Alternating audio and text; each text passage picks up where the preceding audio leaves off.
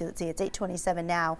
We have Marcus Allen, who was in Toronto this morning. I know he's always traveling somewhere, but he's in Toronto for the International Film Festival, and he is right behind us. And actually something interesting, Mark, you had mentioned this during Morning Blend, which is 5 to 7 every morning on TV here on ABC 10. You were in Toronto, maybe even that same exact location 16 years ago when 9/11 happened. Talk to us about what you remember about that day.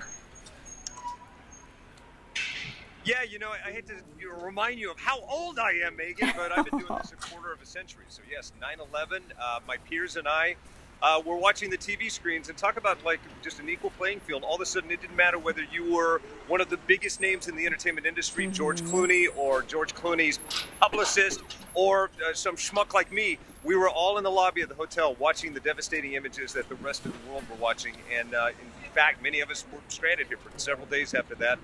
Just wondering if we would be flying again, wondering what the state of the world was. So again, movies mean nothing compared to real life, and so our thoughts will always go out to those that were affected by 9/11, those people that were lost, and those who had family members as well. And also big shout out to those, the bravest and the finest, that protect us in every city around the world every day.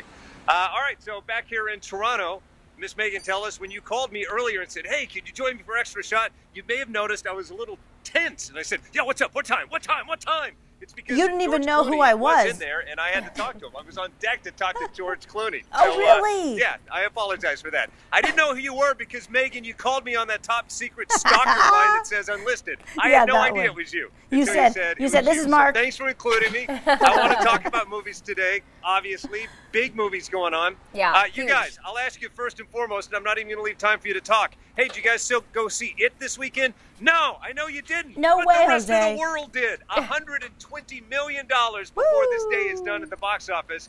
And yes, people will be talking about how scary it is and how Bill Skarsgård nailed it as the clown. But I am telling you, those kids are the best thing about it. If you like Stranger Things, you know that's all about the ensemble, all about the kids. This movie is no different, and I talked to them about it. Take a look.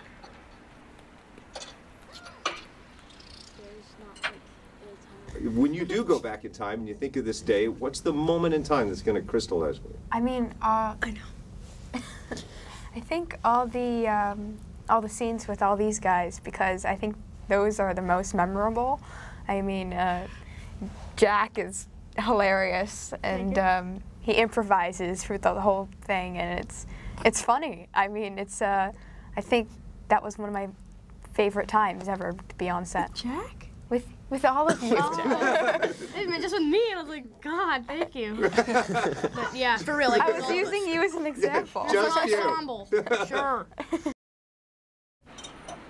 I love child actors. Yeah, you guys, so I can't wait for you to see it. I know you're steering clear of this because you think it's just a scary movie, but truth be told, this movie is charming and endearing. Dare I say, one of the best ensemble kid movies coming of age since Stand By Me. So go check it out. In the meantime, do you know of some of the Sacramento stories taking place here at the Toronto International Film Festival? Do you know Sacramento's the big talk of this town? What? Of course it is, Mark.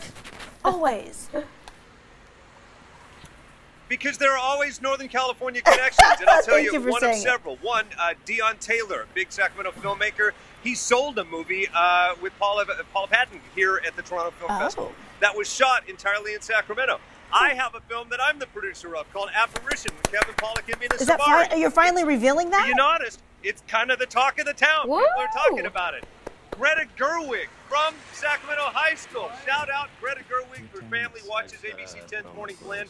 She has a movie that will likely be nominated for the Academy Award called Lady Bird here at the Toronto Film Festival. Very cool. Ben Stiller has a movie that's set in Sacramento. It kind of creeped me out, ladies.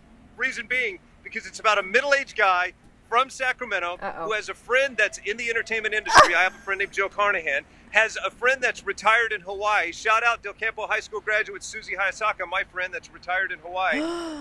And it's about Sacramento. But I will tell you this. It kind of, in some subtle ways, disses on Sacramento because he keeps referring to being stuck in Sacramento. The guy who wrote it, Mike White, you might know him from School of Rock. I talked to the cast about it. Also the kid from Walking Dead. You'll see. Take a look. Newish? Yeah, I went on vacation in Hawaii last month and never quite came back. Nice. Can I get a 2-shot over there, please? Why did you get it? Great. Go ahead. Sacramento's great. I look who's love defensive all of a sudden. Sacramento. Written by Mike White. Right. Actor. You had nothing to do with it. Just Say the lines. Just said the lines. I'm from Sacramento. Oh no! I have a college-age son. You do? I'm shopping him around to colleges. He's infinitely brighter than I am. I have friends that throw lavish Hollywood parties that are in the industry. Do you have friends that are retired in Hawaii? Yes, this movie creeps me out. I do have friends that are retired in Hawaii. Well, then I've been following you around. It's the story of your life. So welcome. Yes, the people from Sacramento are going to be asking, what's up with Sacramento? Every movie these days, the pop star fails and ends up floundering in Sacramento. In Sacramento? I don't know. Why? Why Sacramento? What do you think it is? You're from Sacramento. It's lovely. You just have to spend some quality time there to find Yeah. it. Well, we're not digging on Sacramento in our movie. We just happen to live there. We like Sacramento. There you go. Yeah. Yeah, scratch his head. Her character in the movie, to be quite honest, Jenna's character in the movie does quite like it in Sacramento. She's the head of a nonprofit there. Ben's character, not so much. You have to see it. It's called Brad Status. It's charming in its own way. It hits theaters in a couple of weeks. And the movie Pop Star, I don't know if you ladies remember that or not, but Andy Samberg from SNL did a movie that kind of parodies Justin Bieber. And when his character loses everything, he ends up moving home to his mom in Sacramento. Anyway, wish you guys were here. Lovely day at TIFF, ladies. It's beautiful up there. Wait, Mark, really quick, can you talk to us about your film? Can you reveal anything yet? You just hinted. Yeah, you know what? There is going to be a time and place when my film's about to open. You'll have to be saying, would you please shut up about your film? Stop talking about your film. But I will, since it has been discussed quite a bit here at the Toronto International Film Festival, and there are a lot of Sacramento films being talked about. The film was shot in Ione. It stars Mina Savari. It also stars Kevin Pollak. My producing partner is Howard Bird, who made Gary Marshall's last film, Mother's Day, with Jennifer Aniston and Julia Roberts.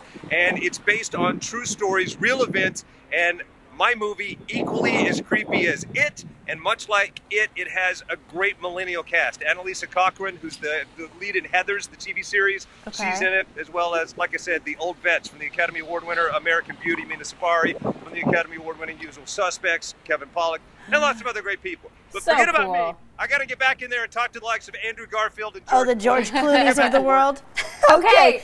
You get in there. Mark. Have fun. I did have a chance to see some of Mark's film that he is producing. It is a horror film, and the first thing I said to him was, I don't know if I can do